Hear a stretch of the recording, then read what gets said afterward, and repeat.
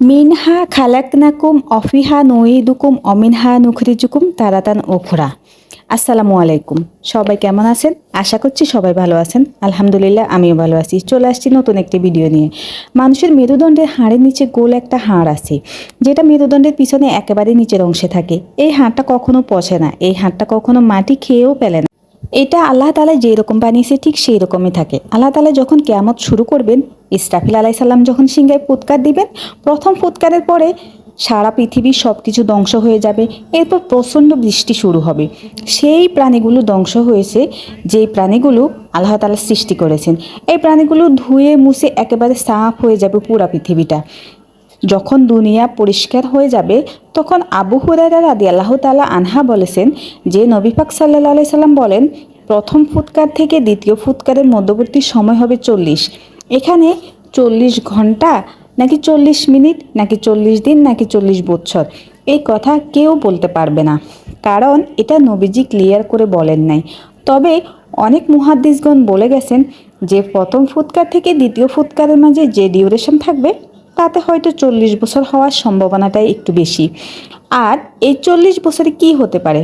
পানি হতে পারে, জ্বর হতে পারে, বাতাসও হতে পারে। শিওর হয়ে কেউ যাতে বলেন নাই, তাই সঠিকটা বলা যাচ্ছে না।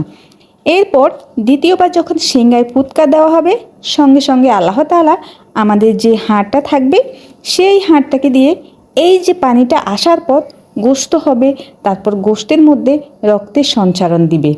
এরপর হৃৎপিণ্ড তৈরি হয়ে যাবে, হাত পা তৈরি হয়ে যাবে। ঠিক যেইভাবে একটি বীজ থেকে একটি গাছ বেড়ে ওঠে, ঠিক সেইভাবে মোট কথা এই হাড্ডিটা থেকে আল্লাহ তাআলা পুরো মানব আকৃতি তৈরি করবেন। এজন্য আল্লাহ তাআলা কোরআনে বলেছেন, মিনহা খালাকনাকুম অফিহা নুইদুকুম অমিনহা নুখরিজুকুম তারাতান উখরা। অর্থাৎ আল্লাহ জন্ম দিয়েছেন, আল্লাহ মৃত্যু দিয়েছেন, আবার আল্লাহই জীবিত করবেন। আল্লাহ তাআলা কোরআনে একবার দুবার না অসংখ্যবার বলেছেন।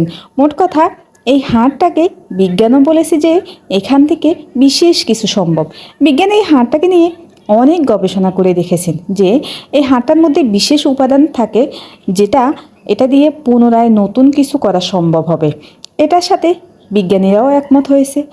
আসলে আল্লাহ তাআলা যে সুন্দর সিস্টেম, যে সুন্দর পরিবর্তন দিয়েছেন, এই সুন্দর সিস্টেমের বাইরে কেউ কোনো পরিবর্তন করতে পারবে না। আল্লাহর সিদ্ধান্তই হচ্ছে সেরা সিদ্ধান্ত। আপনাকে আমাকে মাটি খেয়ে ফেলবে, আবার এই মাটি থেকে আল্লাহ তাআলা আপনাকে আমাকে সৃষ্টি করবে। এতে বিজ্ঞানও একমত, হাদিসও একমত, কোরআন তো একমত অবশ্যই। ভিডিওটি আপনাদের কাছে কেমন লাগছে তা কমেন্ট বক্সে জানাতে ভুলবেন না।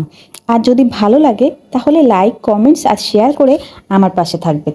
সবাই ভালো থাকবেন। আসসালামু আলাইকুম।